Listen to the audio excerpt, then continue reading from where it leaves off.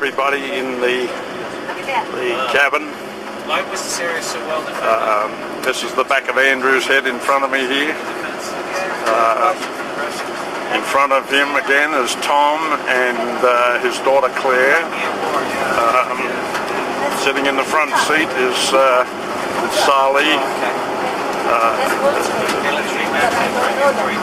And we're just panning across to Josephine there, sitting in the front, and sitting next to me is Glenn. Camera at the ready. Camera at the ready as well.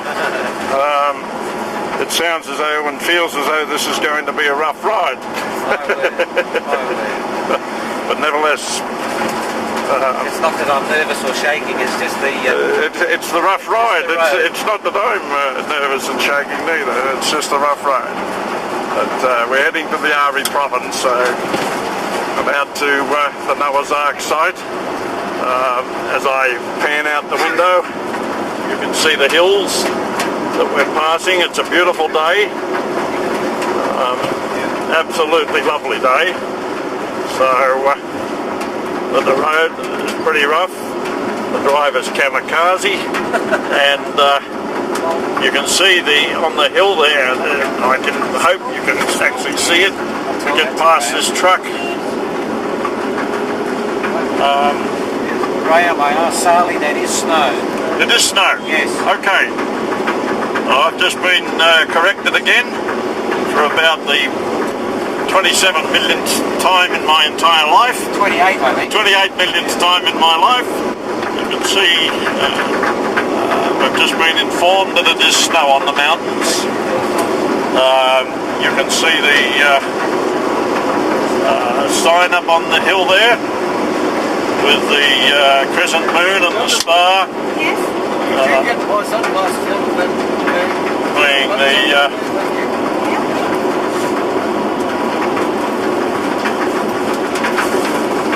the symbol of Turkey. It's on the flag of Turkey.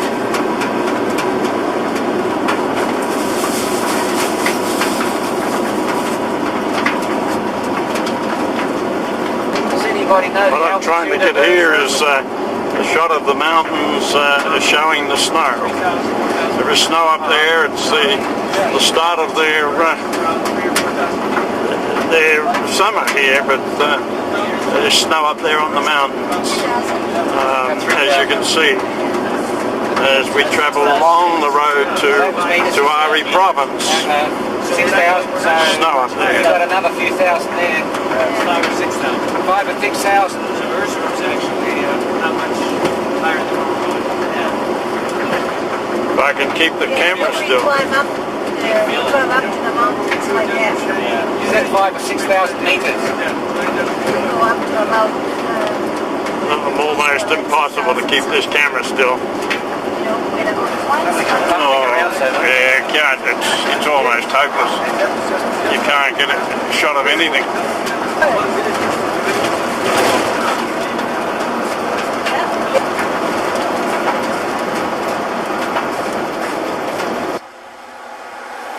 Has been constructed by Alexander the Great. This is on the way to Ari province. We probably can't get a very good look at it through that foliage, but maybe on the way back we can get something. But a castle with turrets and everything constructed by Alexander the Great. We've stopped on the way to have a look at a little stream that is running beside the road, and we're actually taking some footage of the oldest bridge, or one of the oldest bridges in the world. So as we pan along the little stream, and then we come to one of the oldest bridges in the world.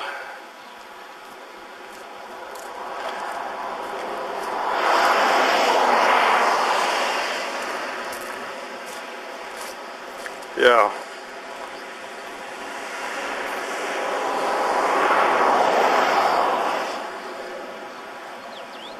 And I'm getting here, I can hardly see. But nevertheless, I think I've got most of what I want.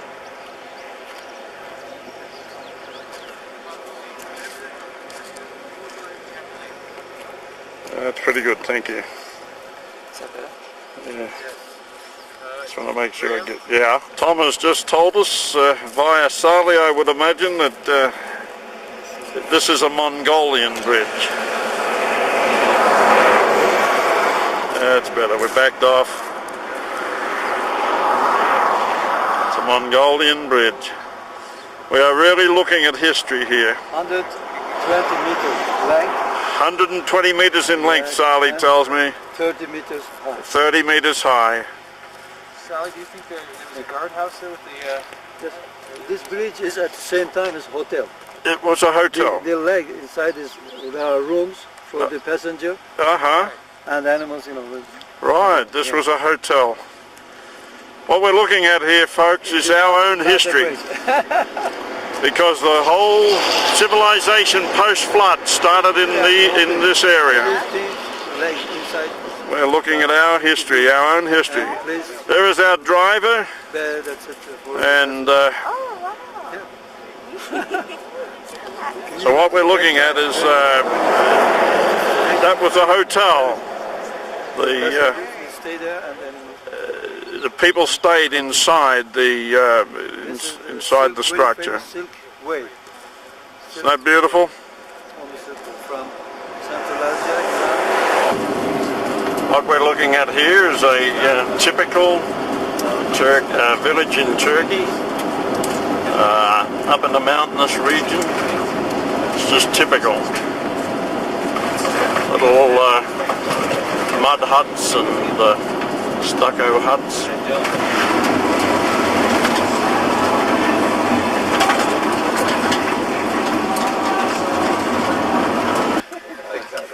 We've just stopped for a few moments in a place called Agri, which is on our way. Sali has to visit the police headquarters, which you can see over Glenn's head and shoulder. And you'll see a police van waiting there. In fact, there are 2 police vehicles waiting here. This is virtually a checkpoint. That's the police headquarters, and Sali has to go over there and get us permission to go through. We've passed through two checkpoints before this. One, probably 60 or 70 kilometres back, was a police checkpoint, and the second one, not very far from there, another 10 kilometres on perhaps, was an army headquarters or an army checkpoint with armed army personnel there. For a while we had an anxious moment when they took the driver away, but nevertheless he came back after having, we believe, paid them some money to help us to continue our journey. But we're here now and in Agri. From here we go on to Dubai, and then out to the site. Jonathan's showing people where we are on the map right now. He's next to Josephine, whose head you can see there. You can see the back of Jonathan's head. Perhaps that's perhaps his best profile. And there's the back of Tom's head, of course. We can't see. Yeah, thanks, Tom, for identification. We can't see the lovely Claire. She's sitting beside her father. She just popped her head up over the top of the seat. Okay, we got to look at the locks. Just and that's Claire, where the locks are. Yeah. Claire with a flare. And this is just one. And this man on my left-hand side is just I'm going to give the section to Hassan. about a quarter of an hour ago or so. He's just finished talking to his beautiful wife Suzanne on the cell phone. There's Glenn Koopman, and he was talking to his wife Suzanne just 15 minutes ago on the cell phone. We're sitting up on top of the world in eastern Turkey, and he's speaking to a lovely lady 17,000 kilometres away. Privilege and a joy. And The wonders of modern technology. the wonders of modern technology. That's where we're going to stay.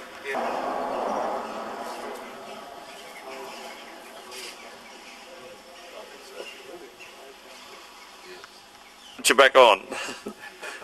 Stretch it. Stretch. Thank you. Thank you. Oh, you're a born actor, Sally.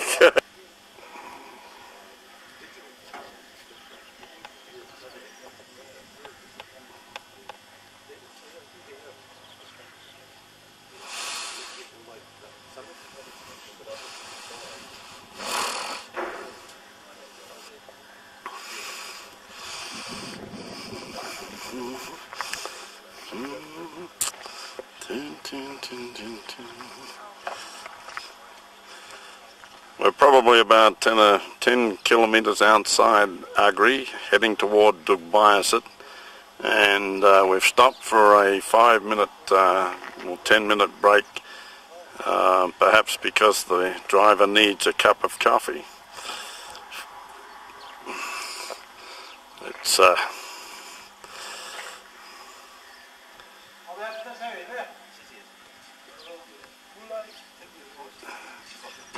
little petrol station, as you can see. The guys are inside and the gals are inside, taking advantage of the break to be able to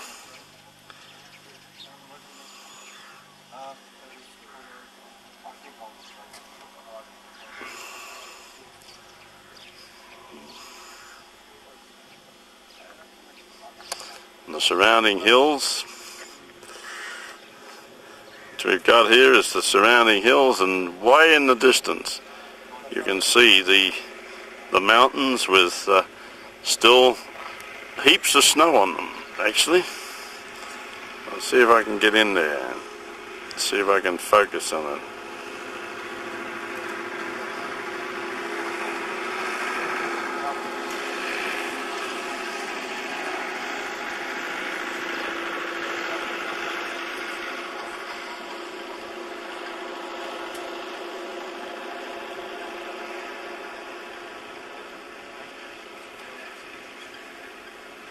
It's as close as I can come.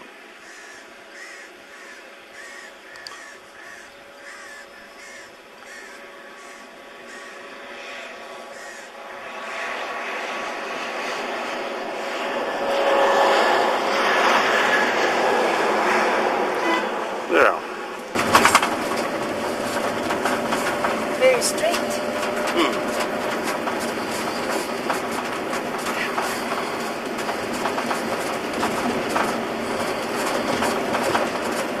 Hard to get the shot, but nevertheless, so it's there.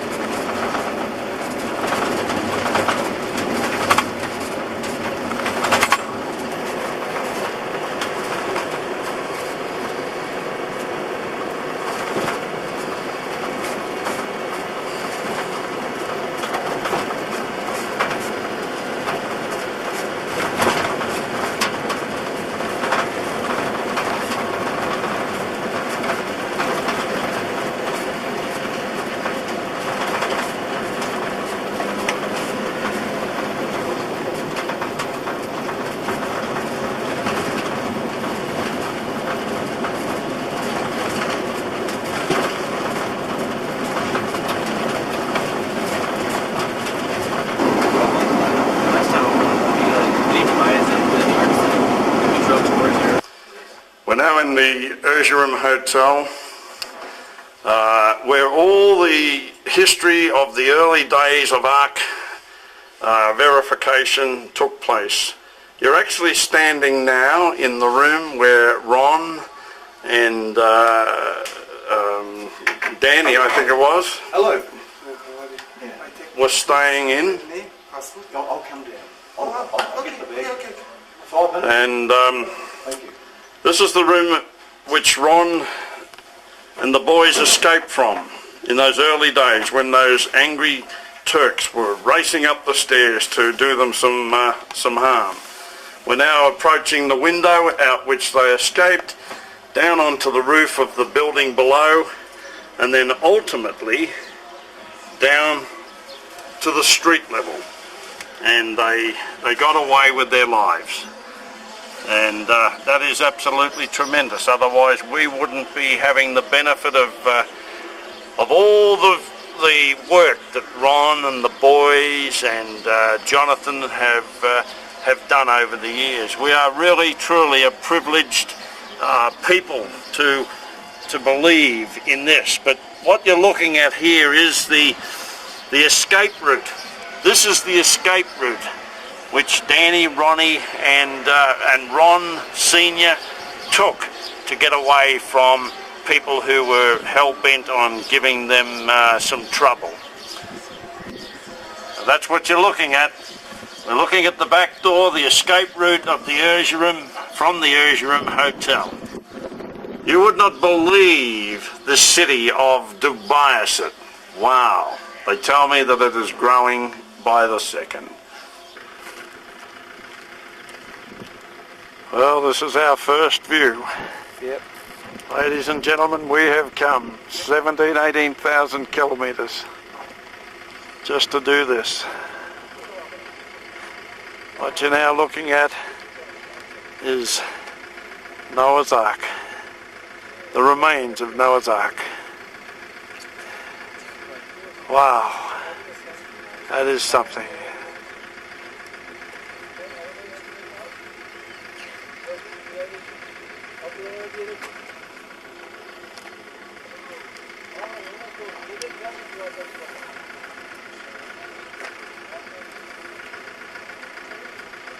What you're looking at.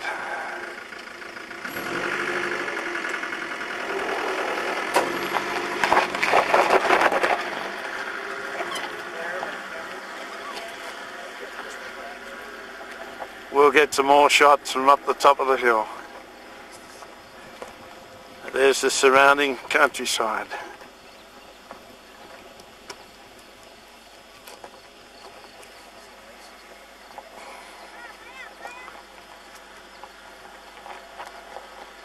We have come a long way to see this.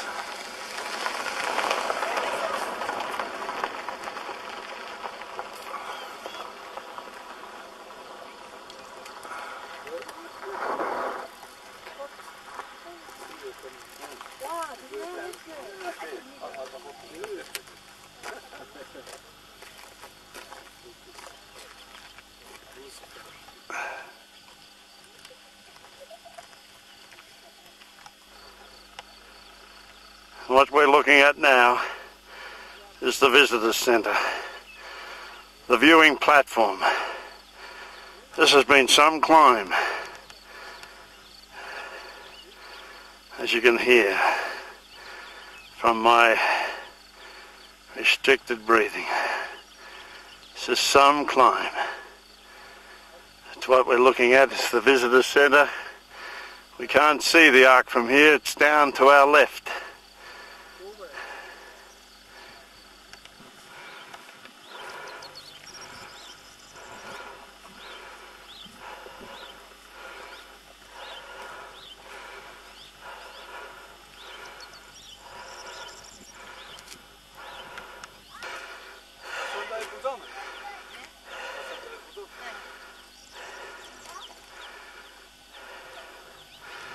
You can see the weathering of 3 or 4 winters and summers on the back of the visitor centre. It's weathered.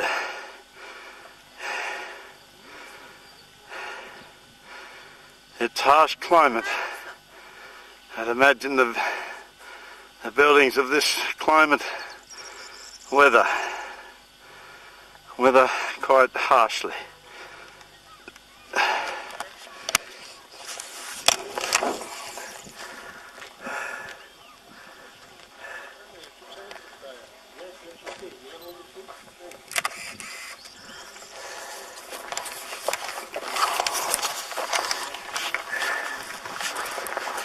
That's the road we come from. Yeah. We'll come over the mountain. You come over the mountain? Yeah, through that village, right through the village. And come down here.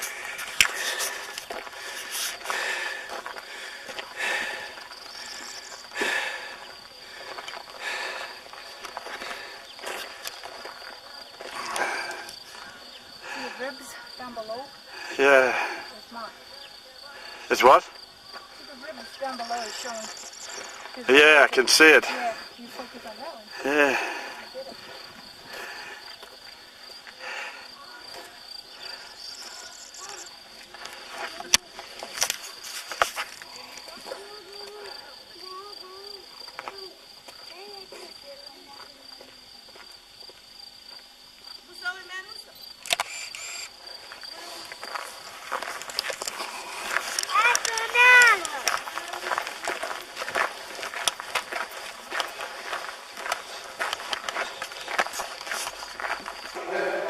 And we're recording this. Thank you. Thank you, that's enough.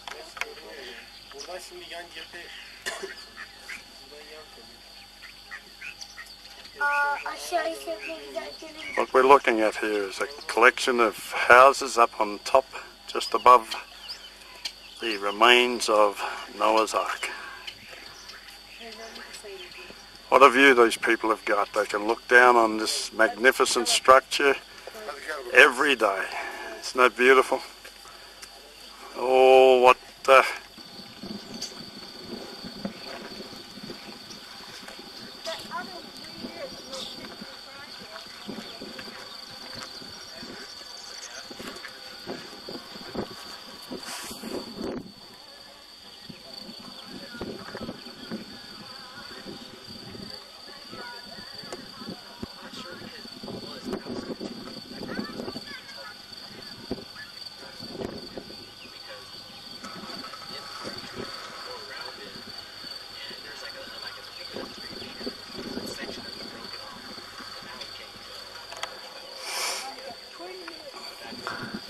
My what? The point is, you see around us, you can really see in the photograph. Now you can't tell.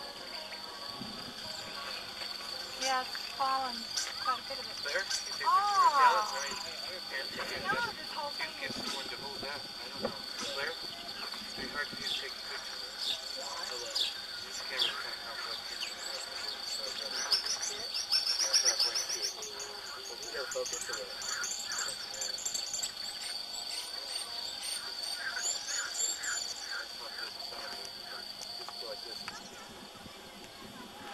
What we're looking at is the aft end of the ship, down where these sheep are, where the sheep are grazing.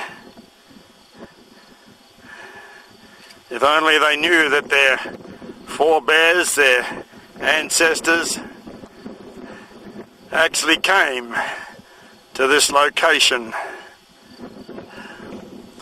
on this ship, and now they're having the privilege of being on the same ship as their forebears came. Or have a look at those rib timbers. But this ship, the remains of this mighty boat,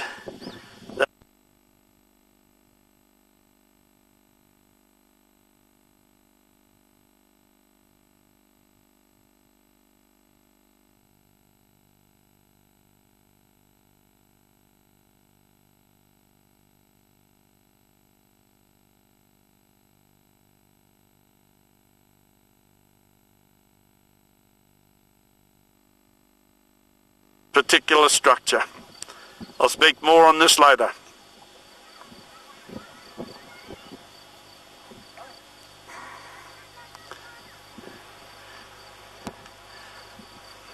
There is the Iranian border, where that escarpment is. That is the Iranian border, just on the other side of that. We're going into the escarpment. We will be up there on the 23rd of June. We will be going here. I have seen this panorama many times on video film, but there is nothing that can replace, nothing I say that can replace this visit. Not a thing. Praise God that he gave me the opportunity, and Glenn, to come over here. There's the saddle. There is the saddle. We've seen it many times. It's impossible once here not to continue to film above the ark. It's Sabbath the 10th of June in the year 2000. We're looking again. Just keep panning.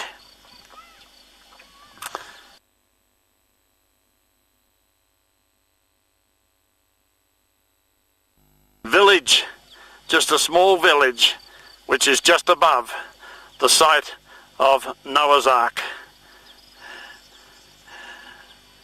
Here we come. Here's this village, just a little village, which is just above the site of Noah's Ark. And as we continue to pan, we'll come back to the visitor centre, which incidentally has, they've been putting new tables in there. There is work going on here. Do not believe people who say that there is no work going on here. The government are actually still working here. And there is evidence of that. Not a great deal at this stage, but evidence nonetheless that the government still have an interest in this, more than an interest, because they are actually continuing the work. And there's the visitor centre again. I'll back off so that we can see it.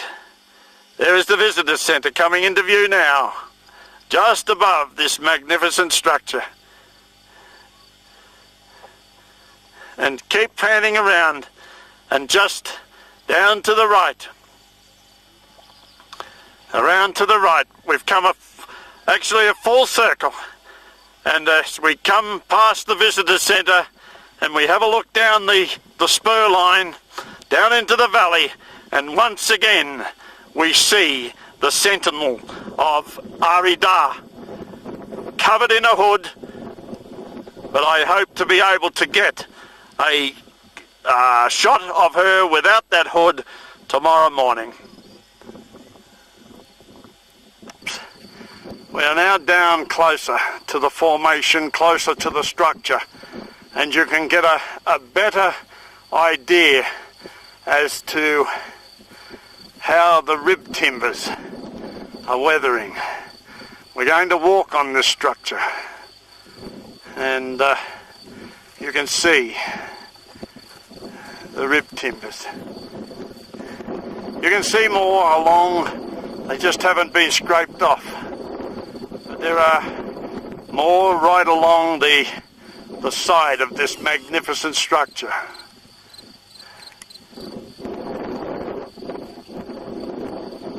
We just pan back a bit. I've actually panned down, and you'll see the team, the expedition team. We're just entering into a fault line, and it's this fault line which continues on up the mountain that Sali tells us that the ark came down on, and it got to this point where the fault line narrowed and the lava being liquid went on, and the ship being wooden and a large structure couldn't go any further, and at the same time it was impaled upon the rock, and that stopped it from going further down into the valley. You see Josephine there on the right, Sali following her, Jonathan, Tom, Andrew and Claire, all heading up the hill. And my mate and myself, my mate Glenn and myself will go on. Here comes Glenn into the picture now. He's been a rock of Gibraltar to me, and I just love him so much, and I've appreciated his company. The rib timbers, and there on the right of the rib timbers are the expedition team. Tom's at the back with Sally, Jonathan, Josephine, and right there in the middle between Sally and her father Tom is Claire. Okay. I'm just going to zoom in, guys and gals. Here come the rib timbers. You can see them quite plainly. What else can they be? Tell us, Sally, does this sort of structure form naturally in nature? Can you take a picture of Claire and I? Yeah, I'll take a picture. Yeah. There we go.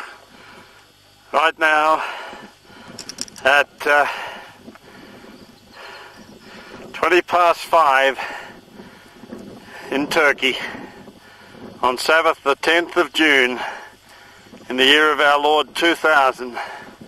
I'm standing in the middle of what I've now, always for a long time now, have firmly believed is the remains of Noah's Ark. I'm actually standing looking across to the west at the visitor centre, which Sali Beirutukin has now told me that he forced the government of Ari, or the governor of Ari, or persuaded, not forced really is the word I suppose, to build the visitor centre in this particular spot. And what a magnificent job has been done. It has weathered like this structure, not as much, but it has still weathered and is in need of repair.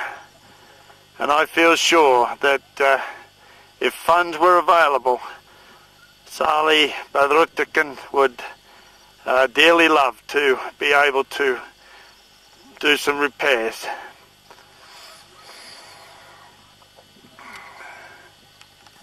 That has impaled this boat in the side.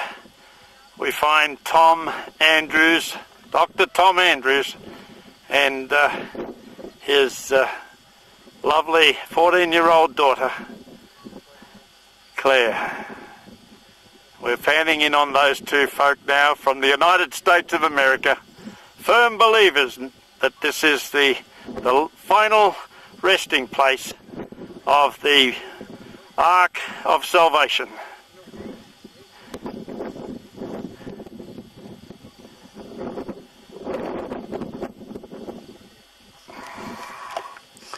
What we're now filming is the actual location. Jonathan is pointing to the actual location where the American team, 1960, led by, I can't think of his name now. Okay, Jonathan is pointing, I'm panning in. That is the actual location where they placed the dynamite and blew a hole in the side and firmly declared that this was of no archaeological significance. What a scientific experiment that was. Thank you, Jonathan.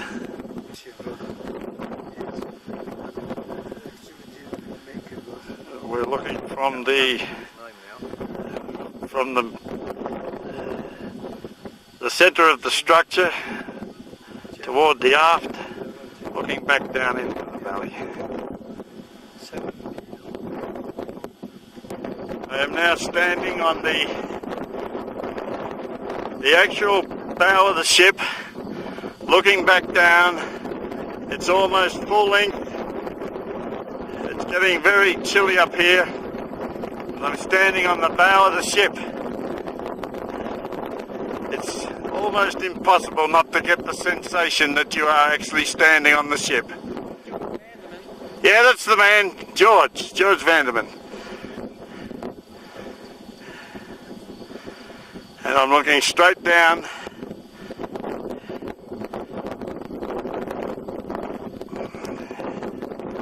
straight down the ship, down into the aft end of the ship, which is weathering quite badly. It's eroding quite badly, which is unfortunate. Oh, please come quickly, Lord Jesus. But let us win some hearts and some souls with the information about this and the other discoveries. And now it's almost impossible not to get the feeling that you are standing on a ship. The remains of a ship anyhow.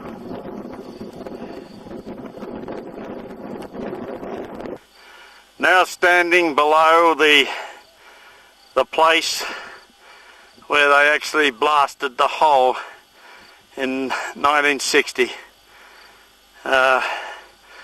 during the expedition with George Vanderman, Rene Nürbergen and Bill Shea and others were on that original expedition, and Time magazine wrote it up. I'm now looking at the place, exactly at the place where they carried out that experiment. Such a great scientific experiment that they carried out. What Claire is holding here is a marine fossil, some sort of, I would imagine, crustacean that Sally found just a little while ago, and he gave it to her for safekeeping, and I'm sure that she will look after it.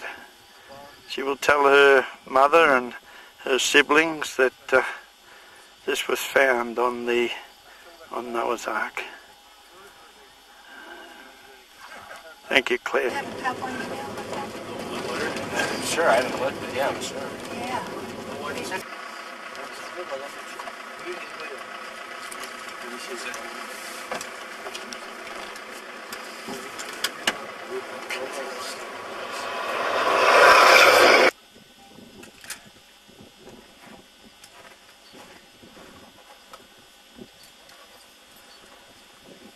One of those is Elvis, is it? Yes, it is. Oh, he'll be happy. Wait, I'm not finished. I haven't got my...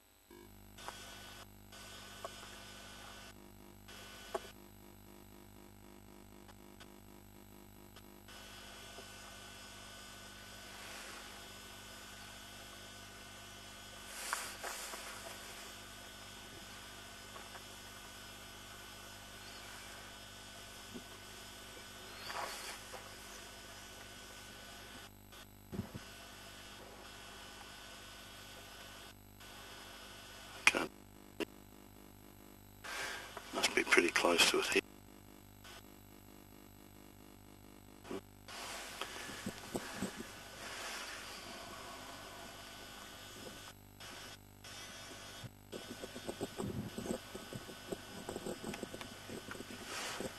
Now I can see it.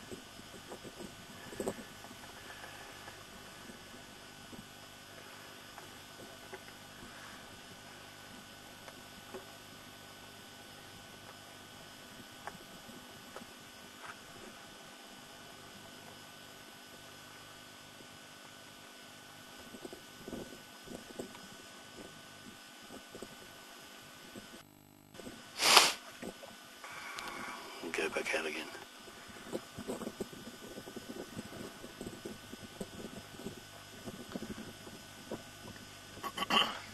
Yeah, you might could do narration the other way around. Like it's... Yeah.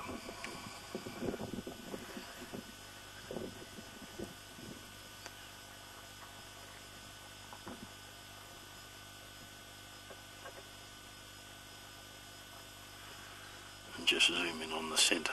Yeah. When I come back.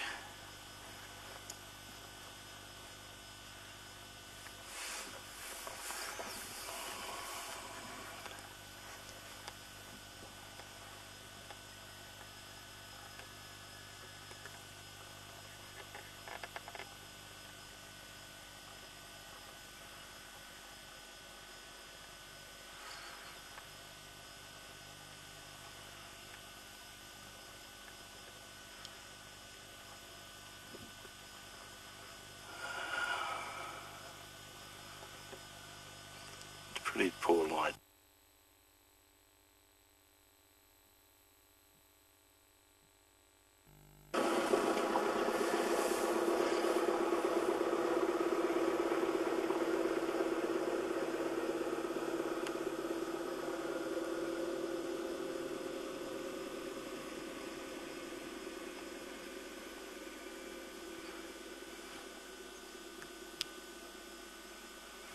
I don't think we need to get in any closer than that. Sure.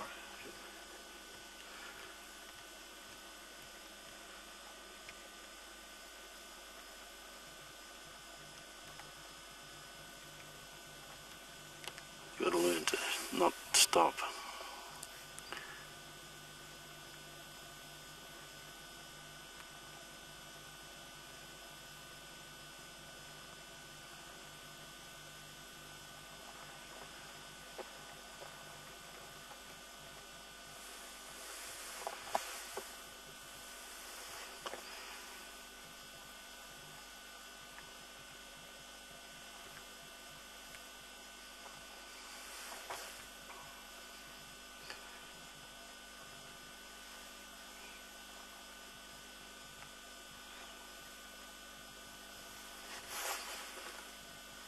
So I missed it.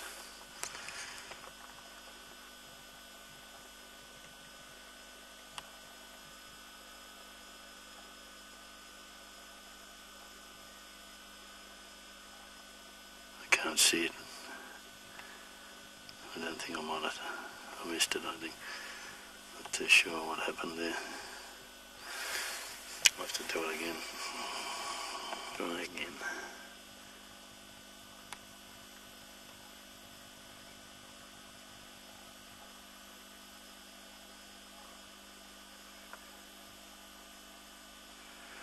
It's about all we need.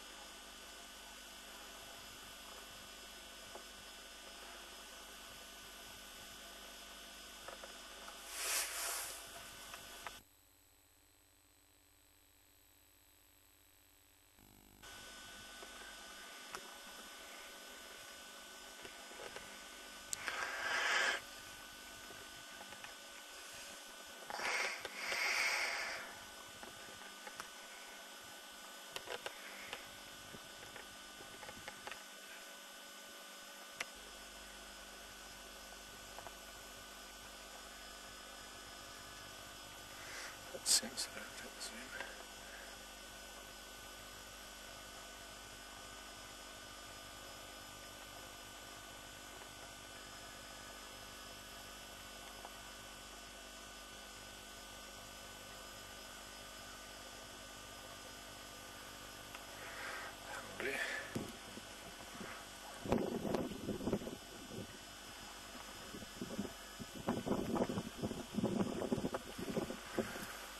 It's fully stiff there. Yeah, I found it difficult. Try that again. Okay.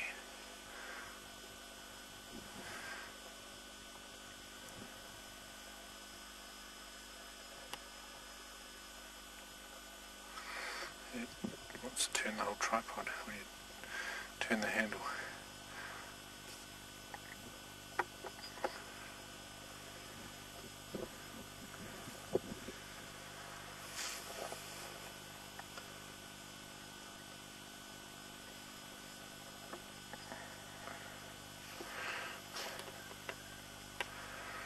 Get a shot from there.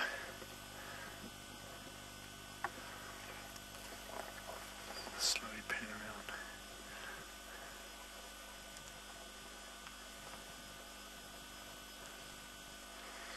There. Good.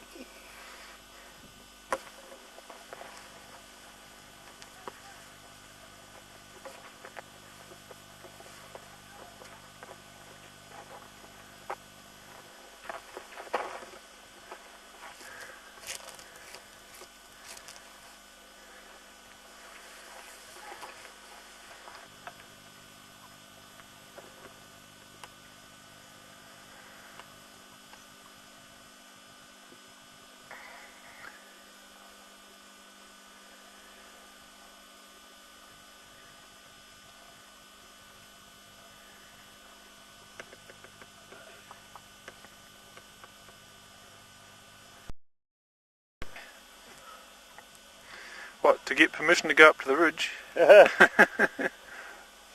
least it's cool. It is. Say cheese. So, you guys came down through the mud flow. Yep. What did you think? Well, It's mud flow. No, we came down through the mud flow and we just had a look down there for a few interesting items. We took a couple of shots on the video from, from different angles. Yeah. And so that we can pick out the best for the promotional video. Did you find anything like inscriptions or anything? No. Let me take you up here and show you the remnants of this rivet we've been looking at. oh yes, please. Have you seen it? It'll be the same one that we photographed in July. Okay, well, I would you've imagine. already seen it. If you're heading the right way. Yes, over here on this corner. I was just going On to this take, side, though. It's just about gone now. when we Okay. pick you up from the bottom, we ask you, can you do it again? We missed that. Okay. What we have here, What? Wait a minute now. You got what? well, what we have here are the remains of a rivet, but there have been two here. You can see this is the rivet here, its core, and the other one had been here, but it's been broken out at some stage. But you can quite obviously see the remains of rust marks. Right, you can actually see the rust marks. But that's quite obviously the remains of a rivet. And as Ron Wyatt said, there are literally thousands of these on this formation. Pointing out, but somewhere in this area we thought we would sink a shaft. Yeah, we're within about, what, 30, 40 meters of the front of the boat. Front of the boat, yeah. Have enough room for them to move. You don't want them going down like this. So that was, It's at least 5 or 6 feet in diameter, a couple of Yeah. meters. my recollection is that was that. And then, having gone down, then it can be explored on the side. Yes. Given enough, like you go down maybe 4, 5, 6, 10 feet, that gives you enough stability in your lateral earth Right. to maybe go sideways. Yeah, exactly. And actually not go in, not crawl in, but view in. Now this would be, an excavation of this type would be pretty easy to protect. Oh, yes. Oh yes. You would simply have to put a border here to protect runoff from going into it, and then just a little dome over the top. You would put a canopy over the top of it. Yeah. Yep. And at some stage you may be able to fill it in. You know what I mean? Sure. But that's my recollection of his diagram. It would have to be shored up, sorry, not shorn. But shored up, it would have to be shored up and go down from there. I don't know, it just seems to defy anybody getting a grasp on it. If you know what I mean. We sink that shaft. That would be the biggest step that's ever been taken. Yeah. Basically, what you're talking about is a 2-meter core drill. That's true. That's true. 2-meter diameter core drill.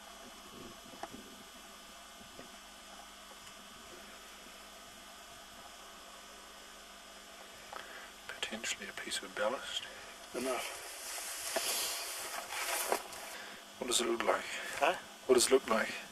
Well, it does look like Something something has been impressed or pressed into it, maybe while it was soft. In this area here.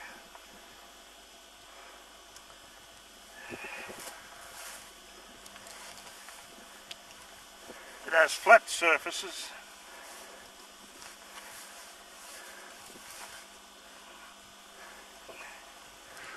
does too. But the most interesting piece is this piece here. It's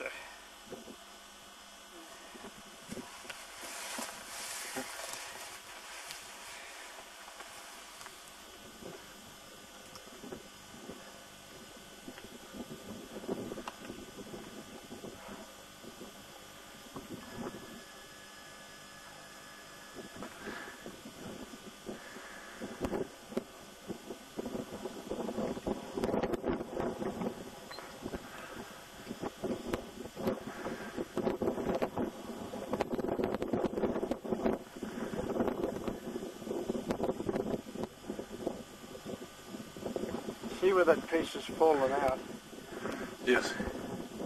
where we just walked through before.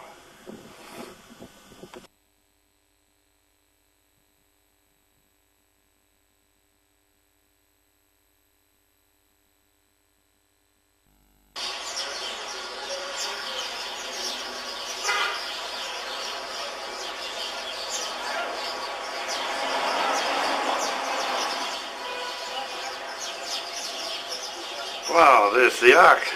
Oh, dear me.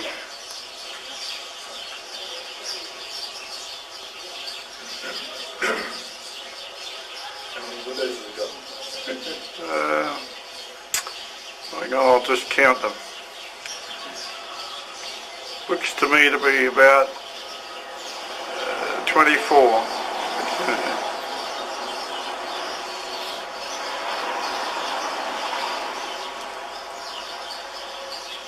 Bilmiyorum, geçen de bir 500 kişi demişlerdi.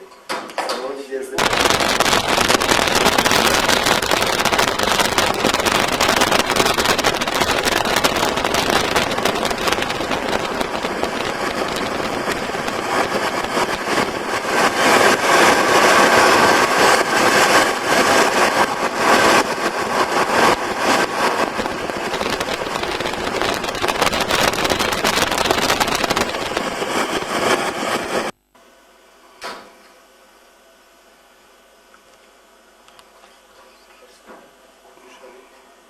Asgari işareti inşaat firması.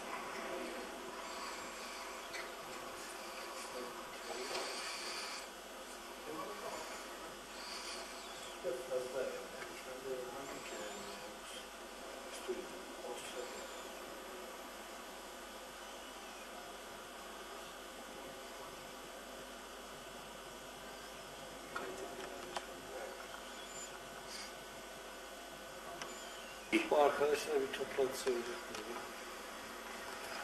Ben bunları geçen gezdirdim. Bana kapasiteyi sordular. Kapasiteyi anlattım. 500 kişi alır mı dediler. Aralarını açıkladılar. Tabii öbür bölümümüzün ana restoranımız. Orası 350 milyon şu an bir kapasiteye sahip. Ama şu köşe bölümlerden tamamıyla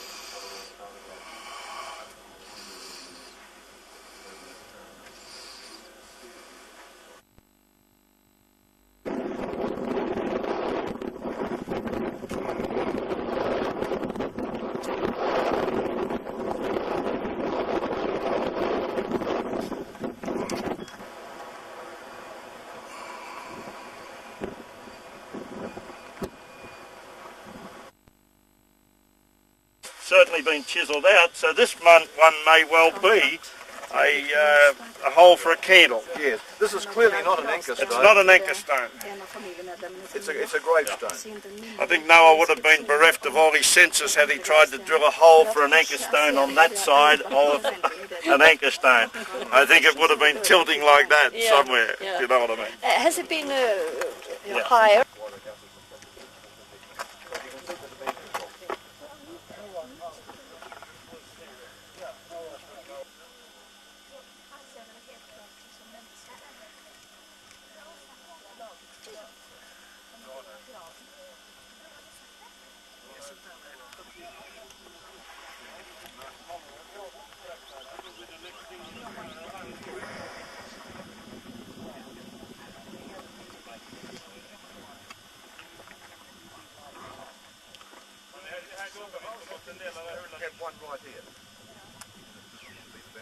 I would imagine this was probably sitting somewhere back here. It just got pushed over. It's been rolled over. Looks like the original shape. Yeah. And that cross was probably added during the Byzantine time, like a lot of the other crosses. Yeah, I think so too. I think the main thing was there was a rainbow here, and then there was a pictogram here. It looks like somebody's attempted to chip it away.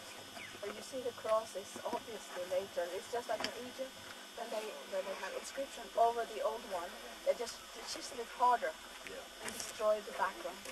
You see it's fluorescent. Put it under UV. Man ser ju där till exempel på den där stenen och även där. You're not going to get it out of This is, I think, the important part was where the people were, like on the sketch that you have. Yeah, I think this I've been obvious. Of Noah's house, Aaron will take you up to the altar, and this is a place where it could very well have been heard. Up there, a voice can be heard right through here. And if Noah, the old patriarch, was calling people together for sacrifice on occasions, the whole family area could have been filled with people, and he could have preached to them, and the sacrifice could have been done. That's the place of sacrifice up there, and Aaron will take you up there now. Yeah, thank you. Det här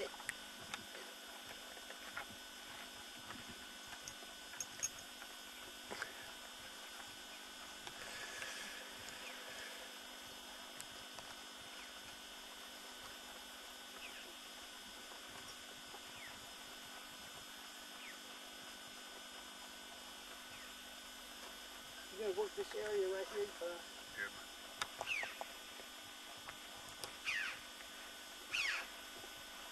Hold on.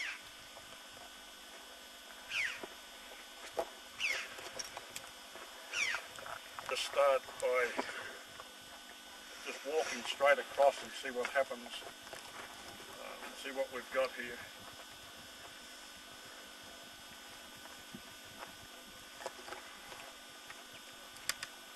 As I continually say, the only thing that the operator can do is make sure that these rods are as parallel as possible to the ground, probably sloping just a little bit forward, down toward the ground, and about this distance apart. That's all the operator can do. If I just keep walking, we'll see what transpires. This is set for 32 hertz, which is the frequency I'm told for human bone. 32 hertz. 32 hertz. Very low frequency. Very low frequency.